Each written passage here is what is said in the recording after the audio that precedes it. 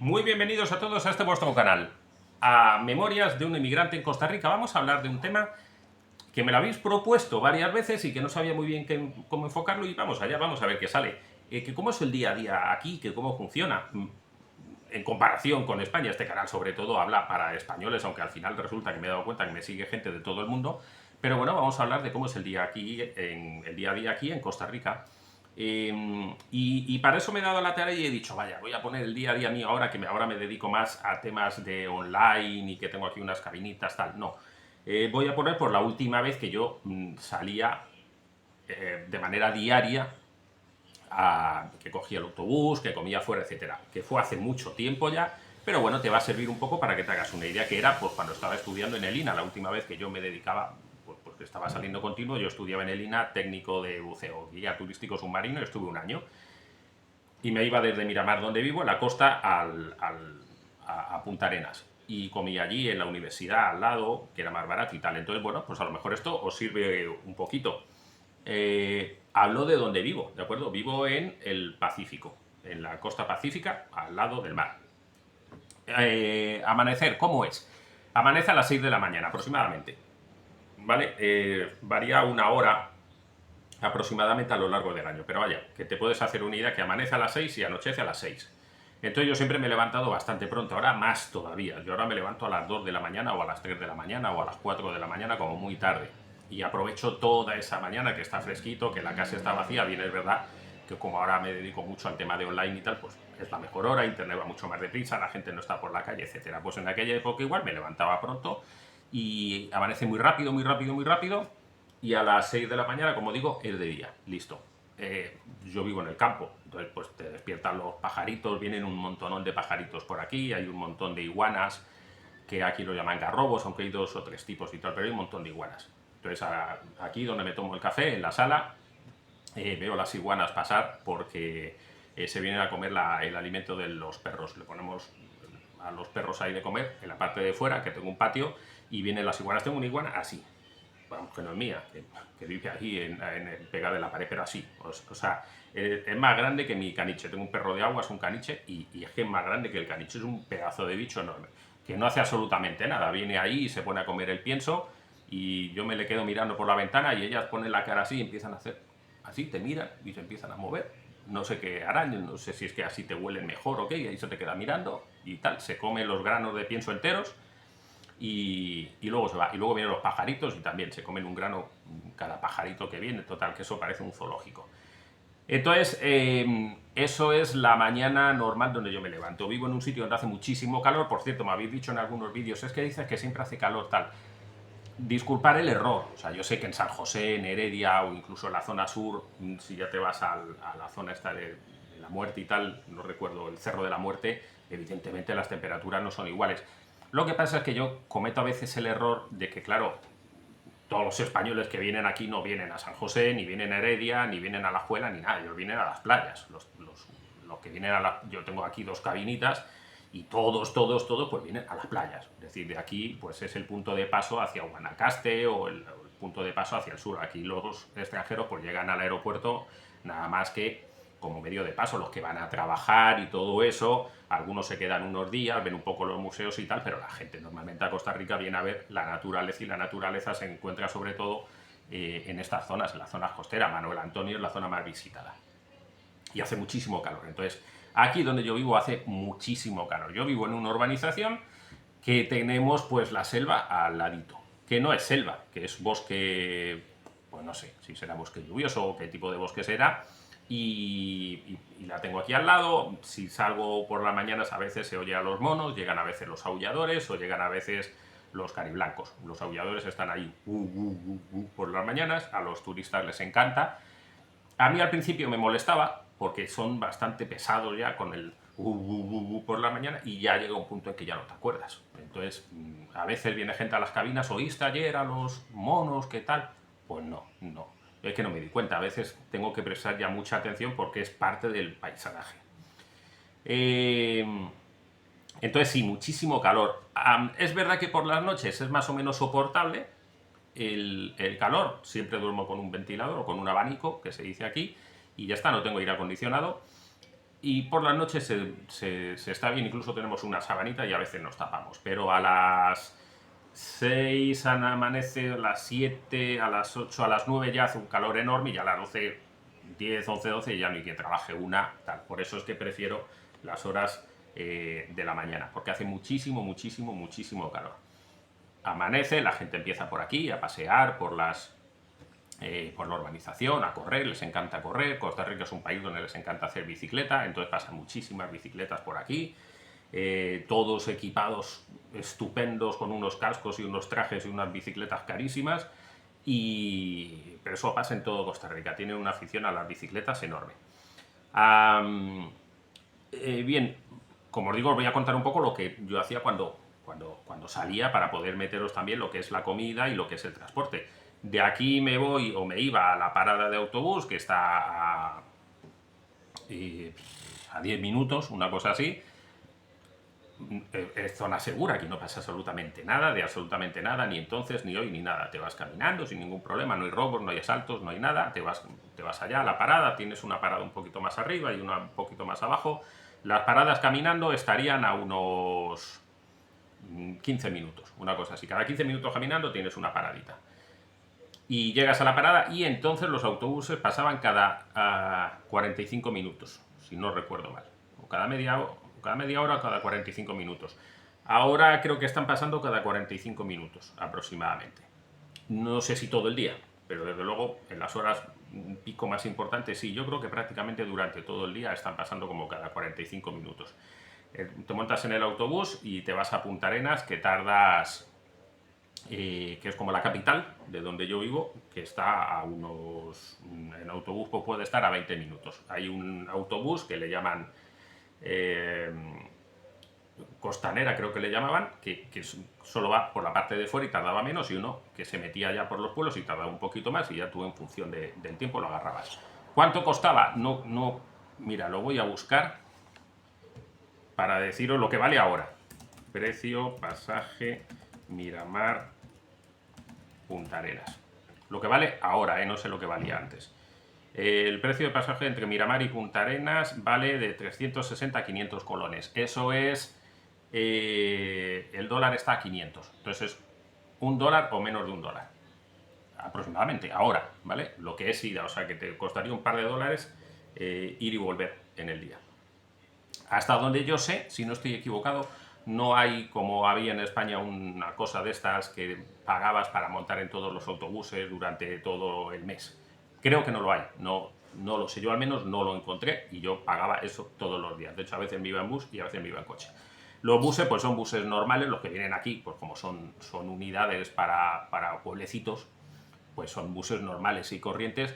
Muchos de ellos nos sorprende a los europeos porque son los que vemos en las películas que llevaban a los niños. Estos que vemos amarillos, que van como remachados y que tenían unas señales de stop y tal, pues algunos de esos son los que te transportan, a veces algunos de esos.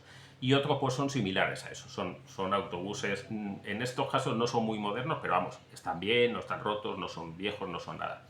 Cuando ya te vas a San José ya tienes autobuses estupendos de estos ahora que parecen del futuro, pero aquí normalmente pues tienes unidades pequeñitas porque son de paso, vamos a decir, sencillo, ¿bien?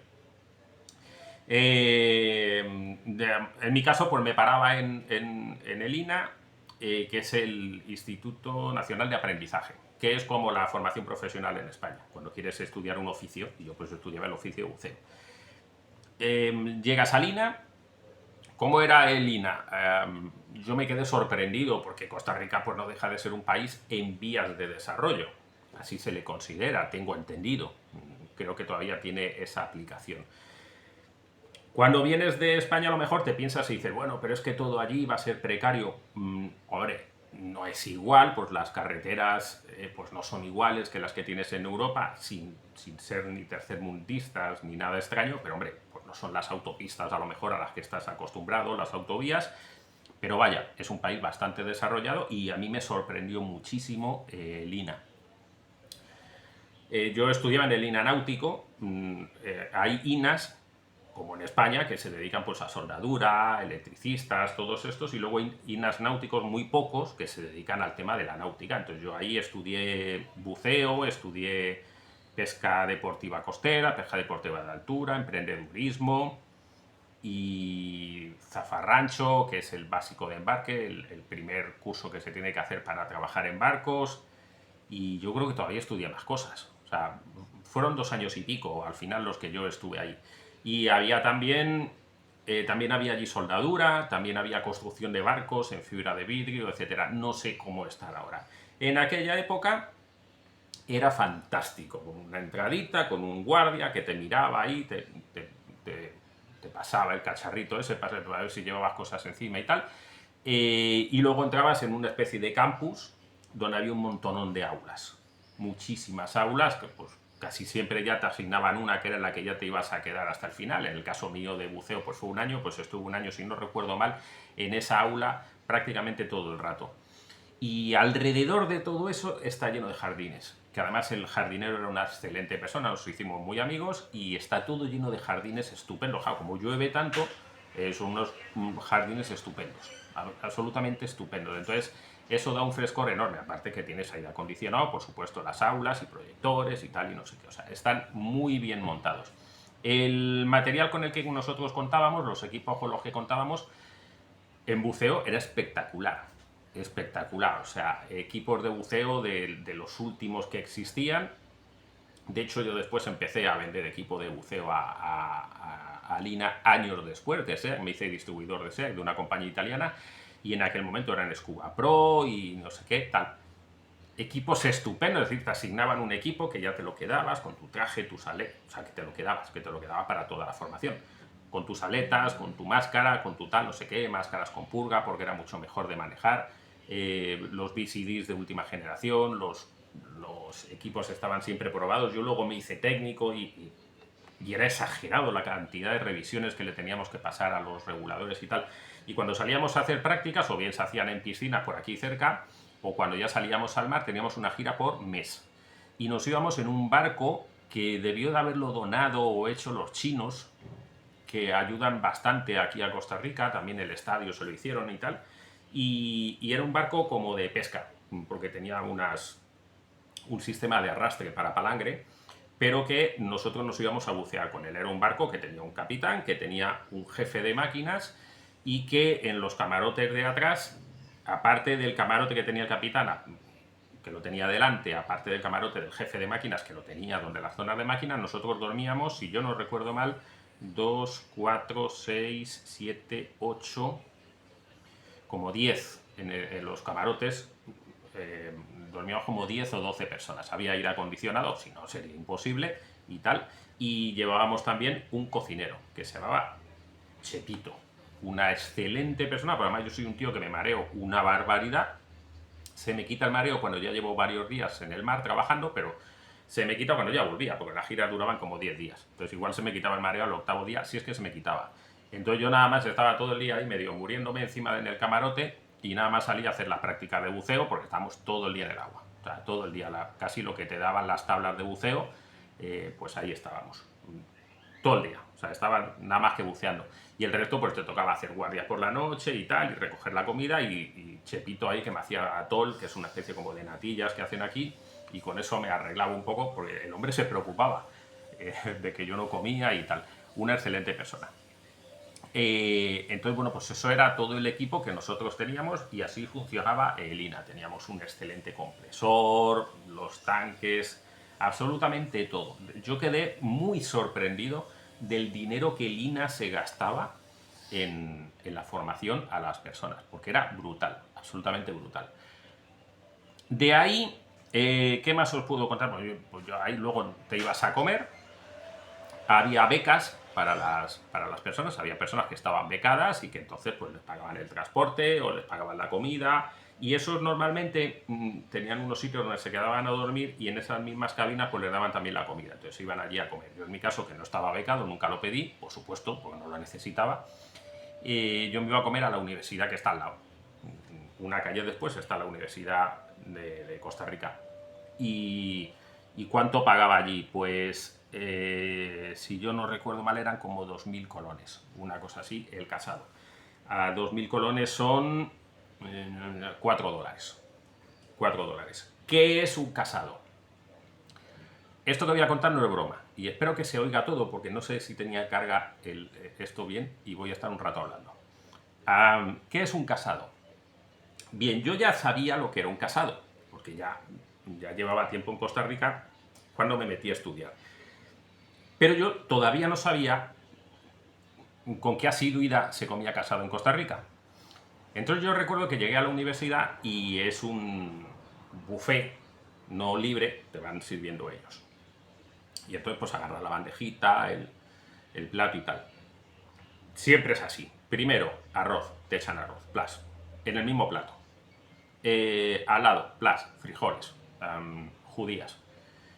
Al lado, normalmente pues eliges un cacho de carne, un cacho de pescado. Yo creo recordar que ni siquiera en la universidad se elegía, sino que una semana pues te ponían... no lo sé, no sé si se elegía o no se elegía, pero en cualquier caso pues te dan una porción de un cacho de carne, un bistec, un trozo de pollo, unas costillas, algo así, algo de carne o algo de pescado. Después de eso, ensalada y pues a veces pues algunos caracolitos o alguna cosa así. Pero vaya, eso es la base de un casado. Lo que sería un plato combinado en España, si es que existe ese término todavía. Y nada, pues yo me senté y me lo comí. Para empezar, yo venía de un país en el que los platos no se mezclan, o por lo menos no se mezclan. Es que luego, cada vez que yo hablo aquí me dicen, es que no, es que sí, es que tal. Bueno, pues mire usted, yo no lo mezclaba, en mi familia no se mezclaban. El primero era el primero, el segundo era el segundo, el tercero, el postre era el postre.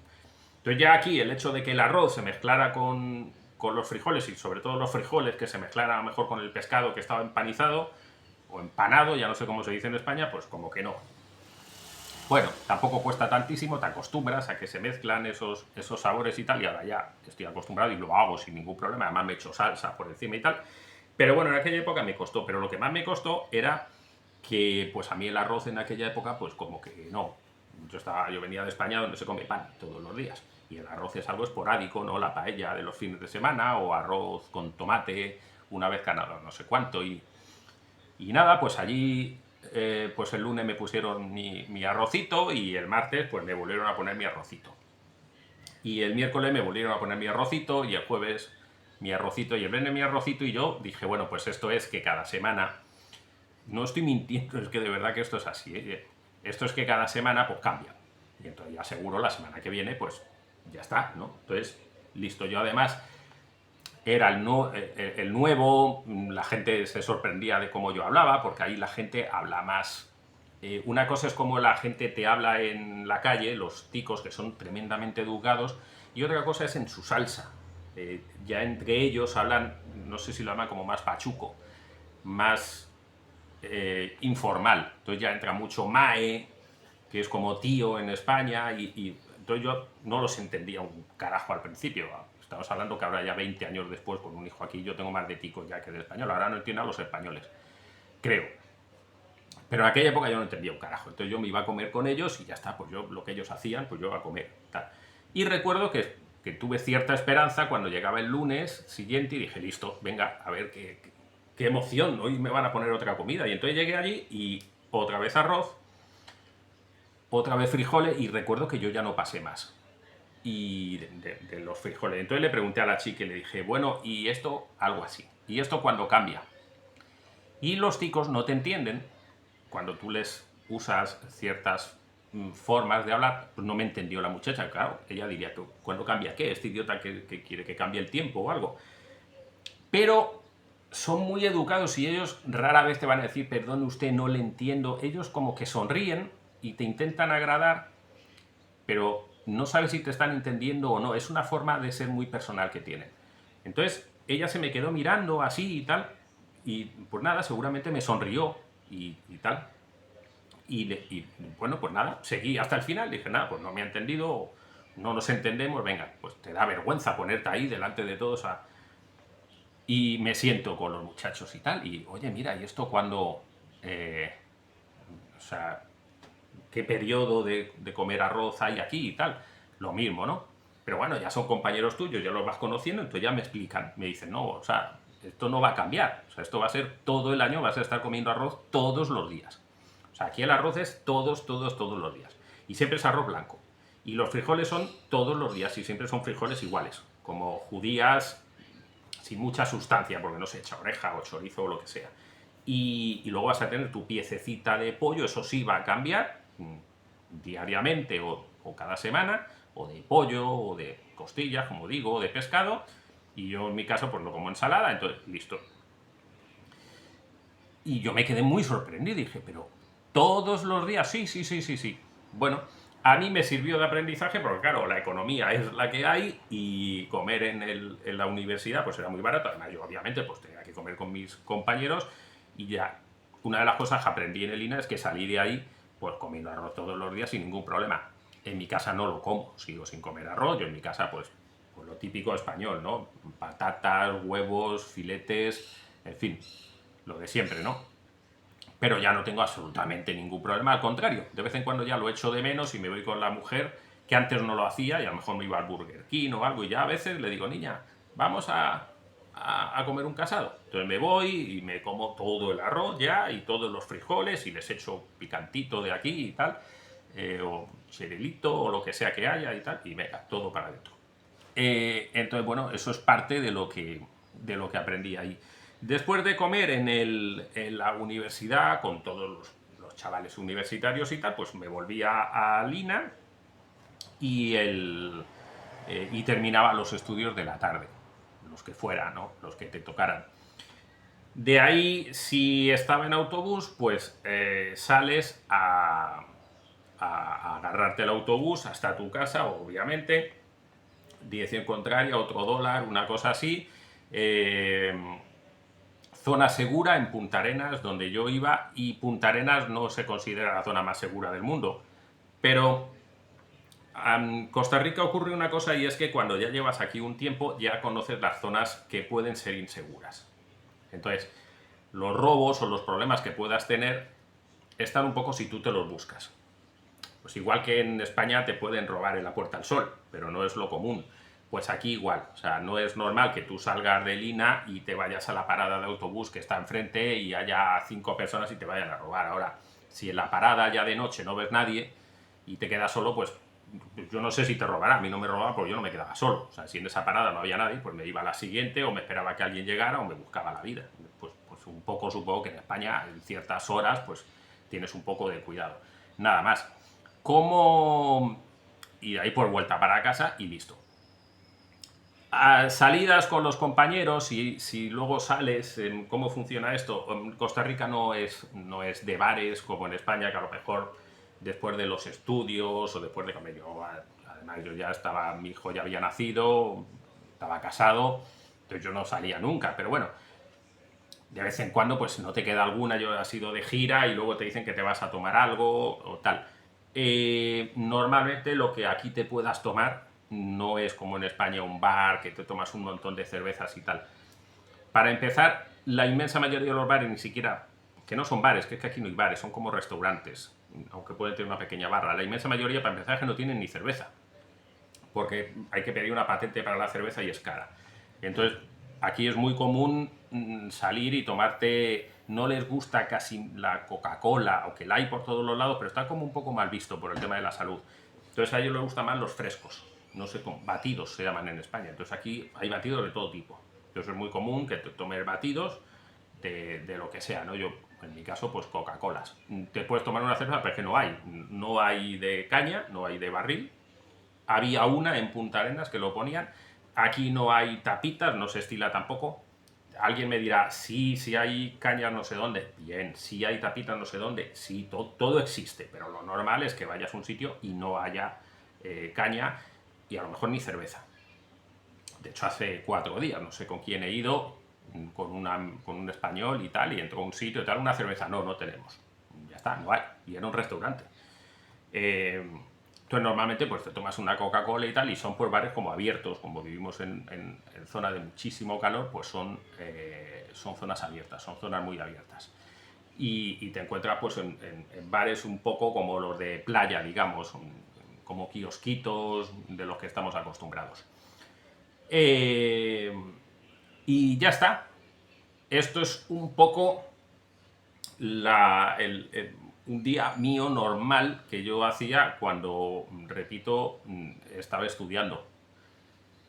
Para que te hagas una idea, tráfico, por ejemplo, igual que en España, por las mañanas te encuentras tráfico, pero no suele ser una cosa increíble. Desconozco el motivo, pero al menos aquí donde yo vivo, San José, como se dice, son otros 100 pesos, pero aquí donde yo vivo el tráfico no es muy complicado en la mañana, o sea, tú vas en la mañana y no suele haber mucho atasco, que lo hay, pero no muchísimo. Ahora, por las tardes, como pilles la hora pico, que yo nunca sé cuál es la hora pico, la liaste.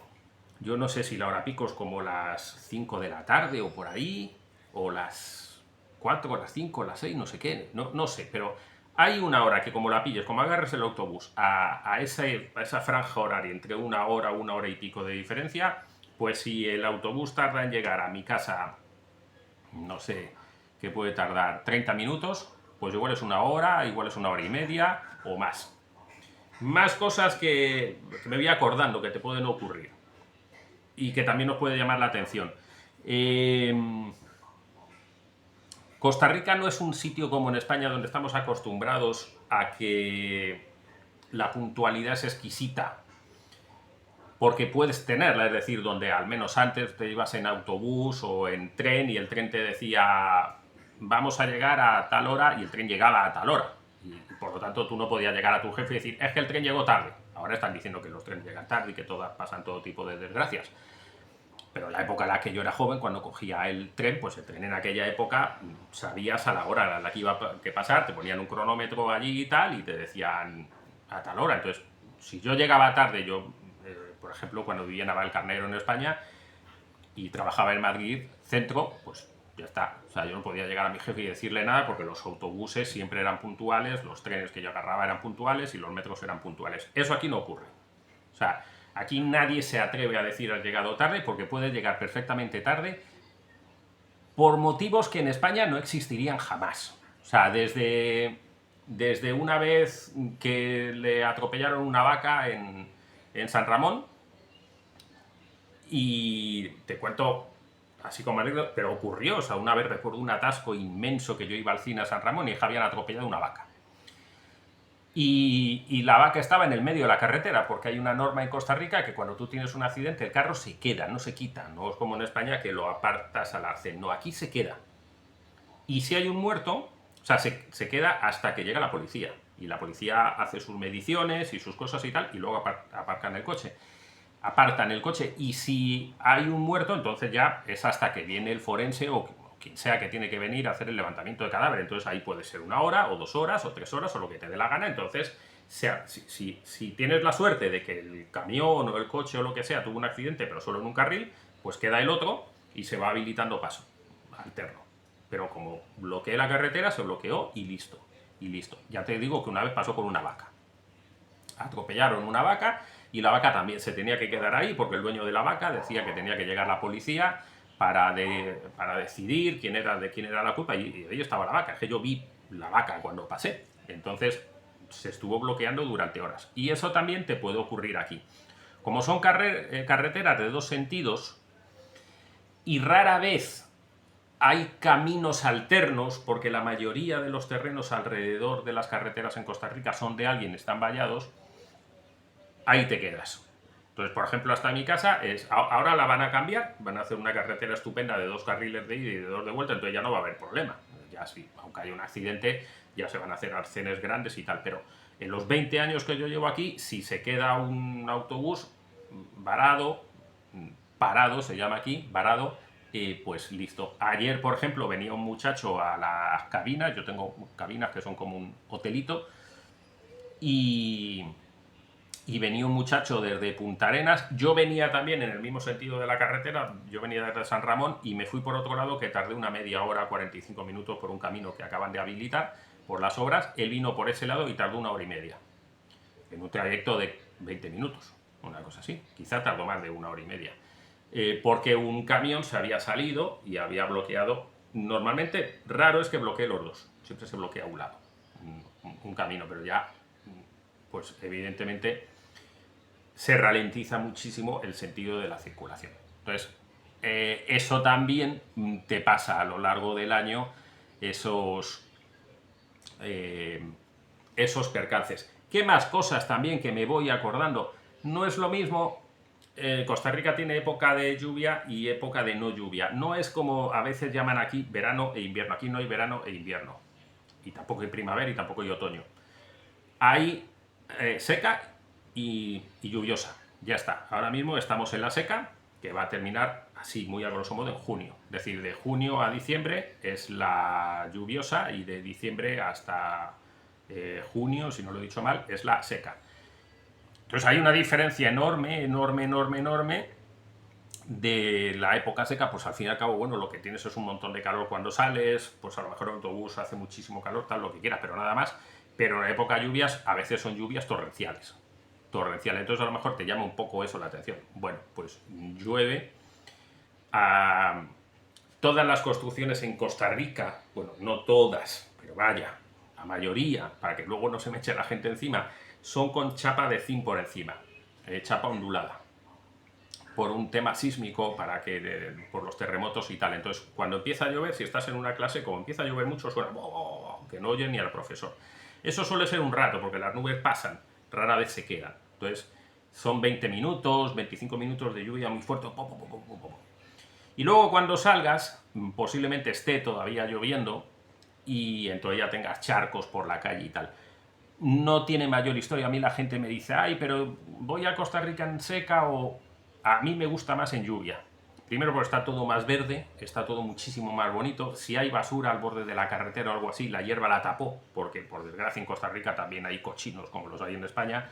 Y cuando está ahora seco, pues se ve que alguien tiró una bolsa de basura, un tal no sé qué. Cuando hay lluvia, no, al lado de las carreteras hay hierba de 2 metros de alto y tal, entonces se ve todo tremendamente exuberante. Y la lluvia se agradece.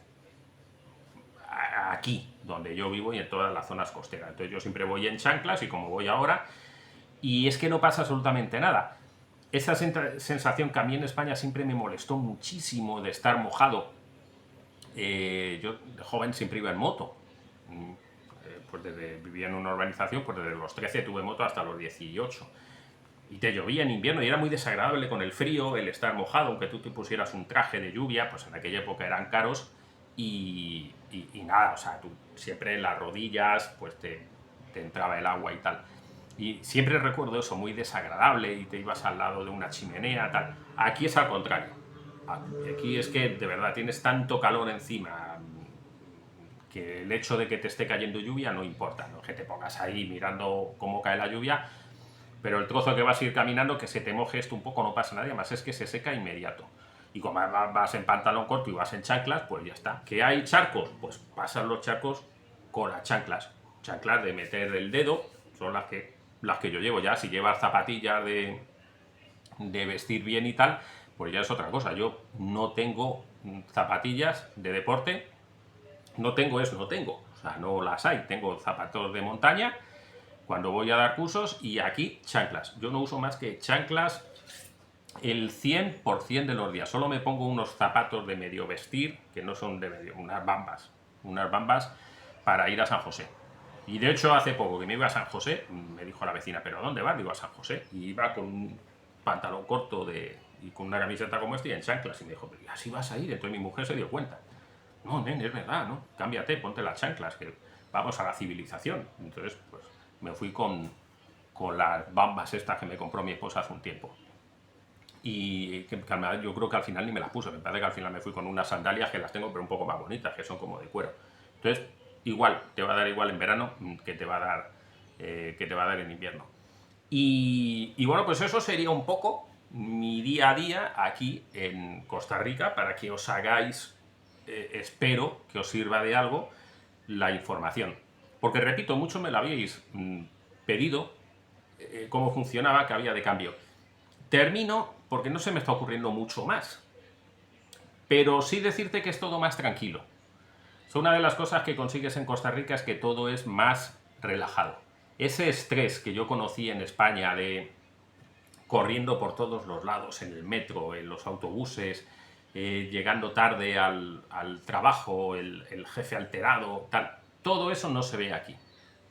No es que aquí cada uno haga lo que le da la gana ni nada de eso, pero no existe ese estrés. Si vas a un banco no hay ese estrés rápido. Si vas, te va a llamar mucho la atención, por ejemplo, si vas a comprar. Pues mira, a lo mejor también esto también te llama la atención, ¿no? Pues al mediodía a lo mejor salíamos a comprar unas patatas o algo cuando te daban un tiempo libre. Había fuera un kiosquito de un señor muy simpático y tal, y ahí pues había unas patatitas y tal. Y a veces pues nos agarrábamos el coche y nos íbamos a lo mejor pues a comprar a un pequeño supermercado, digamos una gran superficie que sería en España, ¿no? Un Mercadona o algo así.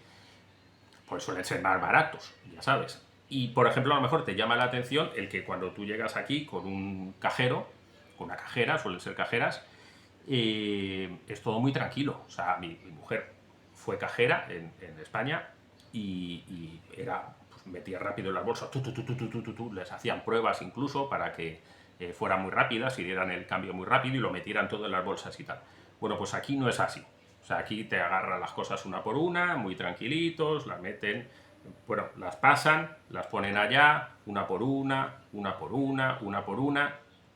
Normalmente el que va a pagar, tú que has ido a comprar, no lo suelen meter ellos en las bolsas. Se esperan a que se lo metan. Nosotros, mi mujer y yo, pues tenemos la costumbre de en cuanto que está pasando, agarramos las bolsas y lo metemos todo rápido y nos vamos. Aquí se tiene la costumbre de que te quedas quieto y esperas a que ella misma lo meta. Entonces, primero lo va pasando muy despacio, muy despacio, muy despacio. Para nosotros muy, muy despacio. Si, por ejemplo, es ropa interior y cosas así, entonces lo envuelven para que no se manche y luego lo meten en una bolsita aparte, muy, muy, muy colocado. Si son cosas que se pueden romper, lo van a envolver en unos papeles que tienen ahí, como si fueran como de periódico y tal, y luego lo van a meter en las bolsas, pero todo eso se hace sin prisa. No lento a posta para molestarte, pero para nosotros al principio resulta muy estresante para los que venimos de España, porque venimos con esa costumbre. Yo hoy ya no, claro, años después ya estoy acostumbrado, entonces yo voy ahí y bromeo con la cajera y le digo, ay, la tarjeta esta que me la he encontrado en la calle, a ver si esta tiene dinero, y no pasa nada, y los de abajo, los de al lado se ríen y los otros... Es así como funciona, claro. Si vas a comprar con prisa, ya sabes lo que te espera. Como tengas 4 o 5 por delante y alguno quiere hacer gracia como yo, pues, pues vas a tardar un poco. Pero existe esa tranquilidad siempre de no vivir con ese estrés. O sea, yo no he vuelto a sentir el estrés que tenía en España continuo, absolutamente continuo. Aquí no ocurre. Y en las tiendas, en todas, de alguna manera, te vas a encontrar eso. Un ritmo de vida más pausado, más sencillo, se puede hablar, puedes ir a un banco perfectamente y ponerte a hablar con el cajero de lo que quieras, de cualquier cosa. O sea, oye, mira, tal, es que fíjate ayer que me pasó, que me he enterado, que el otro día, tal. Ah, sí, sí, pues me han dicho, y los de atrás no les importa, no pasa nada. Esto en España que había antes de que están siempre como enfadados, ¿no? Que estábamos siempre como enfadados. Dese prisa, oiga, que yo tengo prisa. Y yo jamás he visto eso aquí. Nunca, nunca, nunca. Yo recuerdo en España eso, ¿no? Oiga, que tengo prisa, atienda usted de prisa, ¿qué pasa?